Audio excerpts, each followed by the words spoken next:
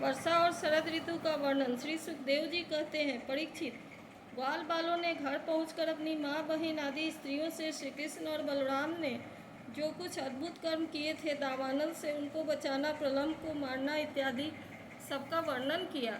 बड़े बड़े बूढ़े गोप और गोपियाँ भी राम और श्याम की अलौकिक लीलाएं सुनकर विस्मित हो गई। वे सब ऐसा मानने लगे कि श्री कृष्ण और बलराम के वेश में कोई बहुत बड़े देवता ही ब्रज में पधारे हैं। इसके बाद वर्षा ऋतु का शुभागमन हुआ। इस ऋतु में सभी प्रकार के प्राणियों की बढ़ती हो जाती है। उस समय सूर्य और चंद्रमा पर बार बार प्रकाशमय मंडल बैठने लगे। बादल, वायु, चमक, कड़क आदि से आकाश शुद्ध सा दिखने लगा। आकाश में नीले और घने बादल घिर आते, बिजली कौंधने लगती, बार बार गड़गड़ाहट सुनाई पड़ती, सूर्य, चंद्रमा और तारे ढके रहते। इससे आकाश की ऐसी शोभा होती जैसे ब्रह्म स्वरूप होने पर भी गुणों से ढक जाने पर जीव की होती है। सूर्य ने राजा की तरह पृथ्वी रूप प्रजा से 8 महीने तक का जल का कर ग्रहण किया था। अब समय आने पर वे अपनी किरण करों से फिर उसे बांटने लगे। जैसे दयालु पुरुष जब देखते हैं कि प्रजा बहुत पीड़ित हो रही है, तब वे दया परवश होकर अपने जीवन प्राण तक निछावर कर देते हैं, वैसे ही बिजली की चमक से शोभायमान घनघोर बादल तेज हवा की प्रेरणा से प्राणियों के कल्याण के लिए अपने जीवन स्वरूप जल को बरसाने लगे। जेठ आषाढ़ की गर्मी से पृथ्वी सूख रही थी। अब वर्षा के जल से सींचकर वह फिर हरी भरी हो गई। जैसे सकाम भाव से तपस्या करते समय पहले तो शरीर दुर्बल हो जाता है, परंतु जब उसका फल मिलता है तब हृष्ट पुष्ट हो जाता है। वर्षा के सायंकाल में बादलों से घना अंधेरा छा जाने पर ग्रह और तारों का प्रकाश तो दिखलाई पड़ता नहीं, परंतु जुगनू चमकने लगते हैं। जैसे कलयुग में पाप की प्रबलता हो जाने से पाखंड मतों का प्रचार हो जाता है और वैदिक संप्रदाय लुप्त हो जाते हैं। जो मेढक पहले चुपचाप सो रहे थे, अब वे बादलों की गरज सुनकर टर टर करने लगे। जैसे नित्य नियम से निवृत्त होने पर गुरु के आदेशानुसार ब्रह्मचारी लोग वेद पाठ करते हैं। छोटी छोटी नदियाँ जो जेठ आषाढ़ में बिल्कुल सूखने को आ गई थी, वे अब उमड़ घुमड़ कर अपने घेरे से बाहर बहने लगी। जैसे अजितेंद्रिय पुरुष के शरीर और धन संपत्तियों का कुमार्ग में उपयोग होने लगता है। पृथ्वी पर कहीं कहीं हरी भरी घास की हरियाली थी, तो कहीं कहीं वीर बहुतियों की लालिमा और कहीं कहीं बरसाती छतों सफ़ेद कुकुरमुत्तों के कारण वह सफ़ेद मालूम होती थी। इस प्रकार उनकी शोभा ऐसी हो रही थी मानो किसी राजा की रंग बिरंगी सेना हो। सब खेत अनाजों से भरे पूरे लहरा रहे थे। उन्हें देखकर किसान तो मारे आनंद के फूले न समाते थे, परंतु सब कुछ प्रारब्ध के अधीन है, यह बात न जानने वाले धनियों के चित्त में बड़ी जलन हो रही थी कि अब हमें इन्हें अपने पंजे में कैसे रख सकेंगे। नए बरसाती जल के सेवन से सभी जलचर और थलचर प्राणियों की सुंदरता बढ़ गई थी। जैसे भगवान की सेवा करने से बाहर और भीतर दोनों ही रूप सुघड़ हो जाते हैं। वर्षा ऋतु में हवा के झोंकों से समुद्र एक तो यूं ही उत्ताल तरंगों से युक्त हो रहा था, अब नदियों के संयोग से वह और भी क्षुब्ध हो उठा। ठीक वैसे ही जैसे वासना युक्त जोगी का चित्त विषयों के संपर्क होने पर कामनाओं के उभार से भर जाता है। मूसलाधार वर्षा की चोट खाते रहने पर भी पर्वतों को कोई व्यथा नहीं होती। जैसे दुखों की भरमार होने पर भी उन पुरुषों को किसी प्रकार की व्यथा नहीं होती जिन्हें अपना चित्त भगवान को समर्पित कर रखा है। जो मार्ग कभी साफ नहीं किए जाते थे, वे घास से लद गए हैं और उन्हें पहचानना कठिन हो गया। जैसे जब द्विजाति वेदों का अभ्यास नहीं करते, तब काल क्रम से उन्हें भूल जाते हैं। यद्यपि बादल बड़े बड़े लोकोपकारी हैं, फिर भी बिजलियां उनमें स्थिर नहीं रहती। ठीक वैसे ही जैसे चपल अनुराग वाली कामनी स्त्रियां गुरु पुरुषों के पास भी स्त्री भाव से नहीं रहती। आकाश मेघों के गर्जन तर्जन से भर रहा है, उसमें निर्गुण बिना डोरी के इंद्रधनुष की वैसी ही शोभा हुई जैसे सत्व रज आदि गुणों के क्षोभ से होने वाले विश्व के बखेरे में निर्गुण ब्रह्म की। यद्यपि चंद्रमा की उज्ज्वल चांदनी से बादलों का पता चलता था, फिर भी उन बादलों ने ही चंद्रमा को ढककर शोभाहीन भी बना दिया था। ठीक वैसे ही जैसे पुरुष के आभास से आभासित होने वाला अहंकार ही उसे ढककर प्रकाशित नहीं होने देता। बादलों के शुभागमन से मोरों का रोम रोम खिल रहा है। वे अपनी कुहक और नृत्य के द्वारा आनंदोत्सव मना रहे हैं। ठीक वैसे ही जैसे गृहस्थी के जंजाल में फंसे हुए लोग जो अधिकतर तीनों तापों से जलते और घबराते रहते हैं, भगवान के भक्तों के शुभागमन से आनंद मग्न हो जाते हैं। जो वृक्ष जेठ अषाढ़ में सूख गए थे, वे अब अपनी जड़ों से जल पीकर पत्ते, फूल और डालियों से खूब सज धज गए। जैसे सकाम भाव से तपस्या करने वाले पहले तो दुर्बल हो जाते हैं, परंतु कामना पूरी होने पर मोटे तगड़े हो जाते हैं। परीक्षित, तालाबों के तट कांटे, कीचड़ और जल के बहाव के कारण प्रायः अशांति रहते थे, परंतु सारस एक क्षण के लिए भी उन्हें नहीं छोड़ते थे। जैसे अशुद्ध हृदय वाले विषयी पुरुष काम धंधों की झंझट से कभी छुटकारा नहीं पाते, फिर भी घरों में ही पड़े रहते हैं।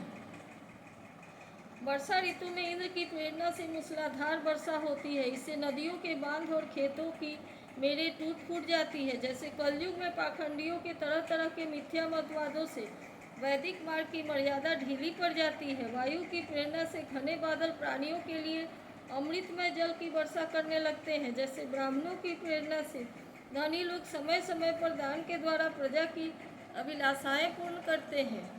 वर्षा ऋतु में वृंदावन इसी प्रकार शोभायमान और पके हुए खजूर तथा जामुनों से भर रहा था।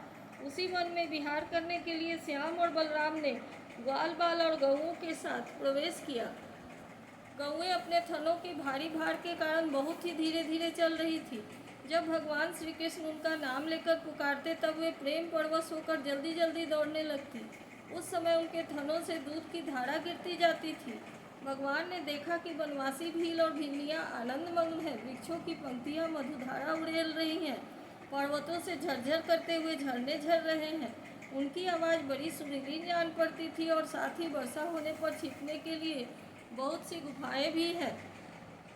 जब वर्षा होने लगती, तब श्री कृष्ण कभी कभी वृक्ष की गोद में या खोडर में जा छिपते, कभी कभी किसी गुफा में ही जा बैठते और कभी कंद मूल फल खाकर ग्वाल बालों के साथ खेलते रहते।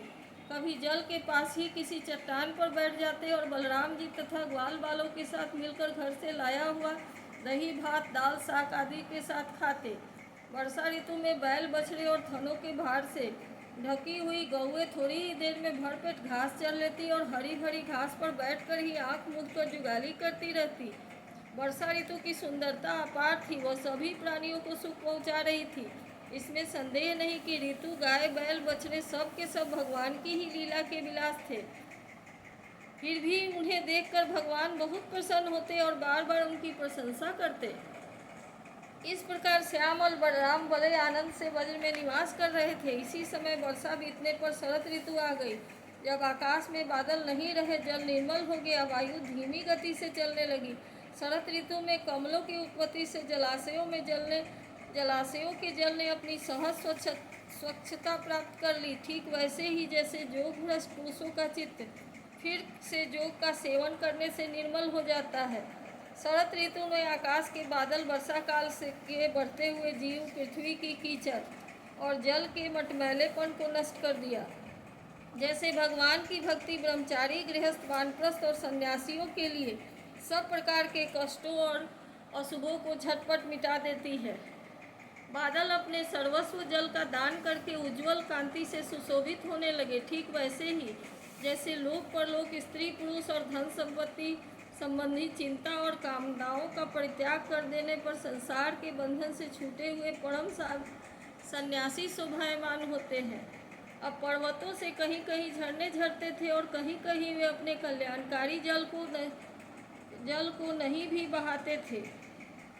जैसे ज्ञानी पुरुष समय पर अपने अमृतमय ज्ञान का दान किसी अधिकारी को कर देते हैं और किसी किसी को नहीं भी करते।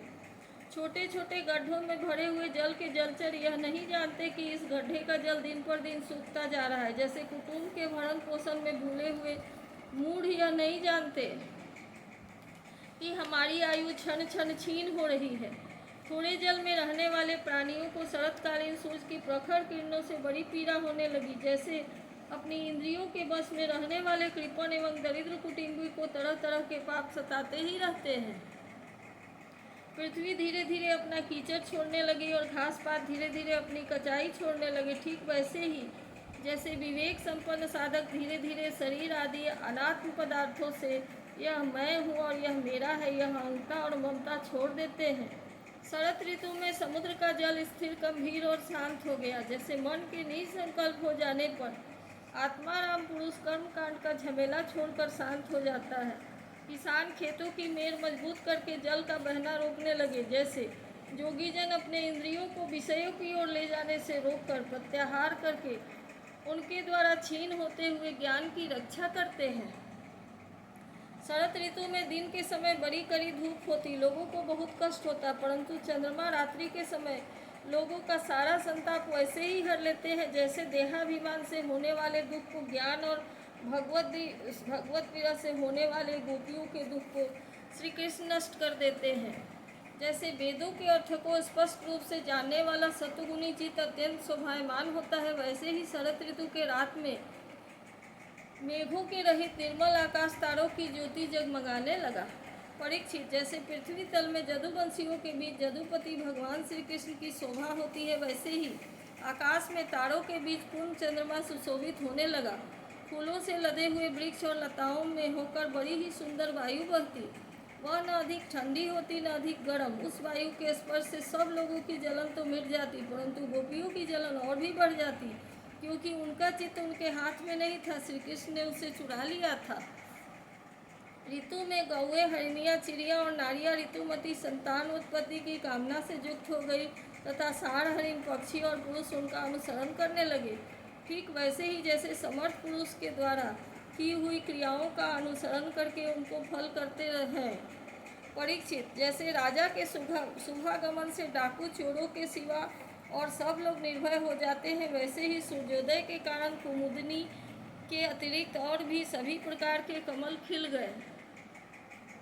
उस समय बड़े बड़े शहरों और गांवों में नवान्न प्राशन और इंद्र संबंधी उत्सव होने लगे। खेतों में अनाज पक गए और पृथ्वी भगवान श्री कृष्ण तथा बलराम जी की उपस्थिति से अत्यंत सुशोभित होने लगे। साधना करके सिद्ध हुए पुरुष जैसे समय आने पर अपने देव आदि शरीरों को प्राप्त होते हैं, वैसे सन्यासी, राजा और स्नातक जो वर्षा के कारण एक स्थान पर रुके हुए थे, वहां से चलकर अपने अपने अभीष्ट कामकाज में लग गए।